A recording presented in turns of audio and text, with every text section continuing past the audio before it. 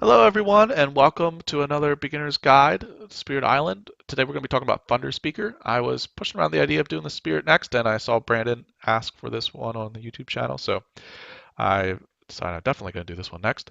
Hopefully this time we'll keep the music under control. Sorry about that. I hadn't been watching through after we added the music, and it wasn't in the background as much as I would like. So bear with us as we learn. I don't do YouTube videos very often, so Thunderspeaker is great, a great spirit. The difficulty says it's moderate, um, but if you're new to the game, you should try to use her too because she's very flexible.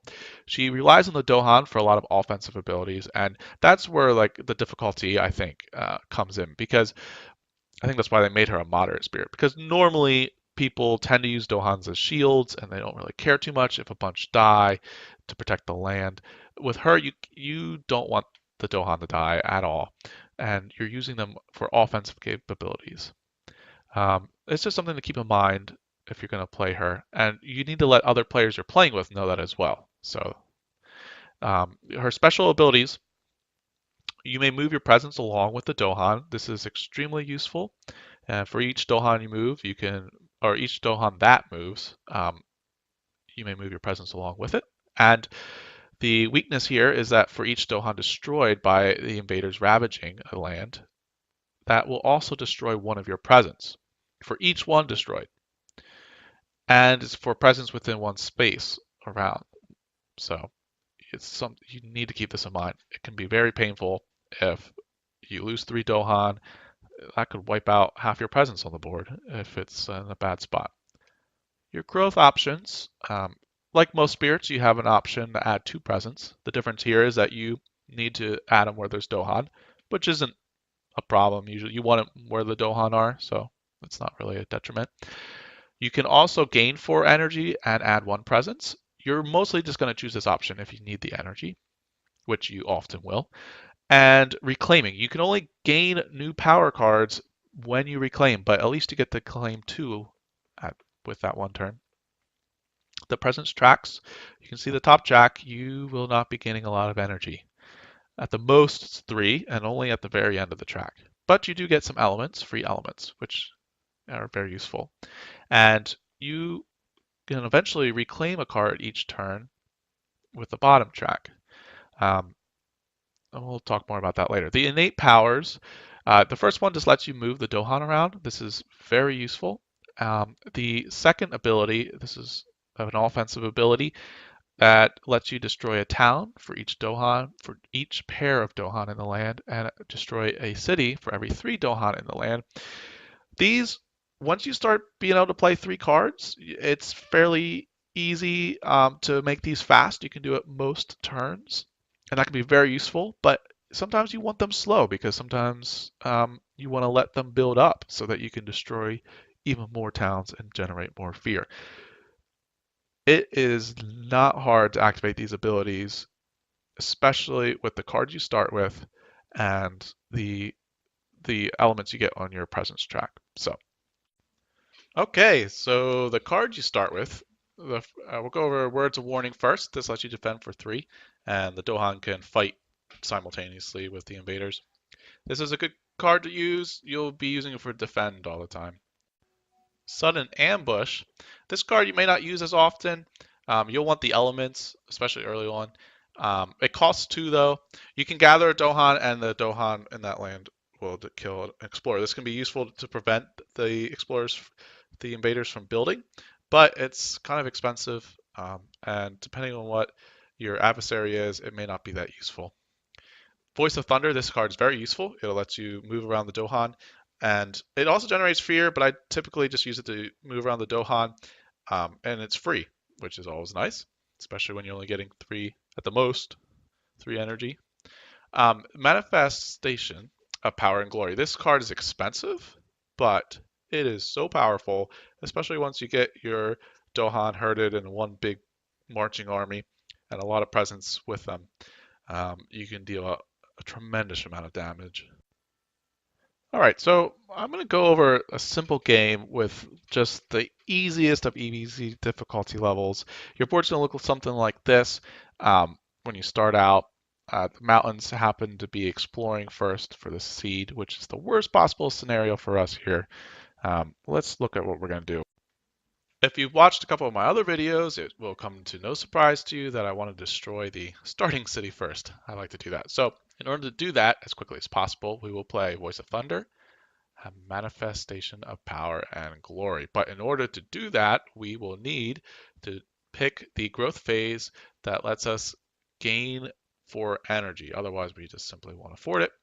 And in order to play 2 cards, we'll have to take our presence off the bottom track, which will open that up for us. Next, we're going to put our presence on the board with the Dohan. All right, we put our presence in the jungle with the Dohan next to the city. And we don't have any fast actions, so they're going to build in the mountains. And they're going to explore the jungle. Okay. So, I mean, it's a perfectly legitimate strategy to try to push out all the invaders from inland and wipe them out until we get to the coast. But we're going to try to get the big trouble spots first, which is the city at spot 2. So using our 1 card, we'll move everybody, including our presence. And then with Manifestation of Power and Glory, we will have 6 damage to kill the city, which will give us a total of 3 fear altogether. Next turn, we'll put 2 presents out because why the heck not? Now we want to take it from the top track so we get a little bit more energy. And we'll have enough to play our next 2 cards. We'll be able to defend. And we'll be able to gather Dohan to destroy and explore. Let's look at where we want to do that. Okay, so we can gather a Dohan here, and we'll be able to get rid of this Explorer, so they won't build there. And now that we added presence to land number 6, we'll be able to defend there for 3, which will protect everybody. All right, so now the mountains will ravage. Dohan will kill that. Now, land 1, we weren't able to do anything, so unfortunately, they're going to cause blight there, the invaders.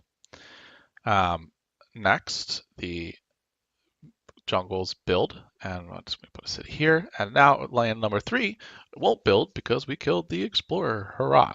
All right, so now we got to put out new explorers, and they'll go on the wetlands. Now let's see which innate powers we can trigger. We have 3 winds, so we'll be able to gather some. We don't have enough suns to do any damage, but let's gather these Dohan using our winds into the trouble spot in the jungle. We're going to move our presence along with. You almost always want to do that. And we'll set up for the next turn. We're all out of cards, so we have to reclaim. We'll get our 2 energy. Now we're picking up new cards. We normally, man, you really want to get cards that have your elements, especially when you have great innate powers. But looking at these cards, I'm thinking, we're gonna have a trouble spot. We need some defense, and all the cards with our elements aren't that great. So let's just pick this defend 5 card. That's a really strong defend, and it's free. For our next card, let's see if we can't get some elements in a card that is cheap, preferably cost 0. This one's okay, but this one has a lot. So let's just gather this for the elements. Okay, so we're going to play the 2 cards that we just earned, or picked up, or however you want to call it. So we're not going to be able to do much in our innate powers, but we will be able to lure this explorer in the wetlands over here to prevent them from building. And then we will also be able to defend the jungle that's about to cause a problem. And we can defend for 5. They're doing 6 damage. So Dohan will take 1 damage. And then when the Dohan fight back, they'll do 6 damage, clearing the entire place. Hooray! And generating a bunch more fear. All right. Now, oh, wait. I forgot about this explorer over here. He does 1 damage, but of course that doesn't do anything worth mentioning. And we can take him off. Okay. So the jungle's ravaged, and then the wetlands will build, and then the jungle. We're gonna get the jungle. Now we're doing this on the easiest level, remember. So we won't worry about the escalation thing. The wetlands build in number 5, and then they're going to explore in the jungles again. All right, and we have just enough elements that we can move to Dohan, and we'll move our presence along with it.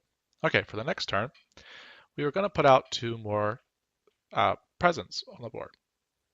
That way, we can play 3 cards this turn. All right, so this is the 4th turn of the game. We can play 3 cards. We're going to play these 3 cards. They're all cards you start with, so everyone will have them. And it'll give us enough elements to play our innate powers as fast, because we have 1 air on our presence track. I call it wind sometimes. And we can do both of these as fast actions.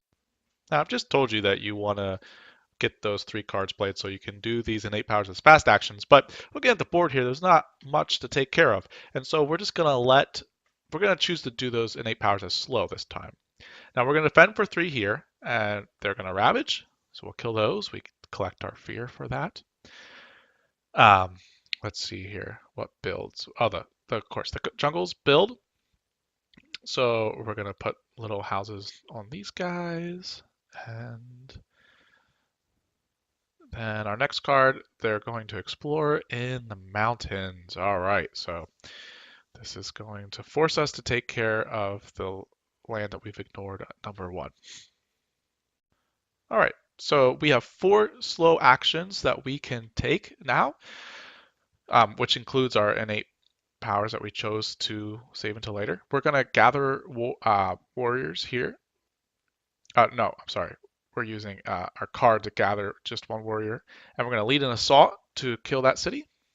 Now we're going to use our gather warriors. We want to get rid of this other 1 last town. So we can gather up to 4. There's 3 available next to here.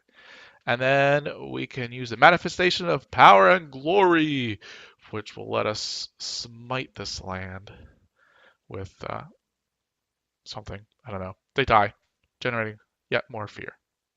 Excellent. I forgot to get a shot of this, but we're at the fear level now that all we have to do is get rid of all the buildings. Okay, so we reclaimed all our cards for the next turn, and then we'll have enough air to do our innate powers fast, which will let us gather and then push Dohan. And then we have enough Dohan to lead a furious assault and kill this city. And now there's no buildings left and we win. And we just won a solo game on easiest mode in under 15 minutes. Huzzah. Now, I realize most of you aren't playing this game on the easiest level possible. I just wanted to show you how you use the Dohan for offense instead of defense. Most people will use the Dohan for defense when they first start playing this game. So Thunderspeak struggles late game, especially when you're against higher level adversaries. So when you play with River Surges in Sunlight or Ocean's Hungry Grasp, both these spirits can give you lots of energy, which will allow Thunderspeak to even dip into the major powers somewhat. River Surges also multiplies the Dohan, which is super helpful. Because Thunderspeak struggles so much late game, especially when you get into phase 3 of the invaders, when they're invading multiple lands, you could try pairing it with lightning or shadows. Both these spirits do well late game, and they do a lot of damage late game, but you have to be able to get to that late game. And they usually use the Dohan as defensive, but Strength of Earth uses Dohan as offensive often because he's already defensive, so that can be an easy pair as well. Spread of Rampant Green, however, also is starved for energy and also has trouble in the late game. So it can be very difficult, especially if you're playing against the more difficult adversaries at the higher levels. Well, that's it for Thunderspeaker. I hope you enjoyed this, and let me know if you like the longer format. If it's too long, I'll go back to the shorter one and just summarize stuff instead of playing it through. We enjoy your feedback. Let us know what you think. Let us know, give us suggestions how we can make this better, and we'll try to do those things. Like I said, I don't really make YouTube videos, so you're dealing with an amateur here. So just be kind.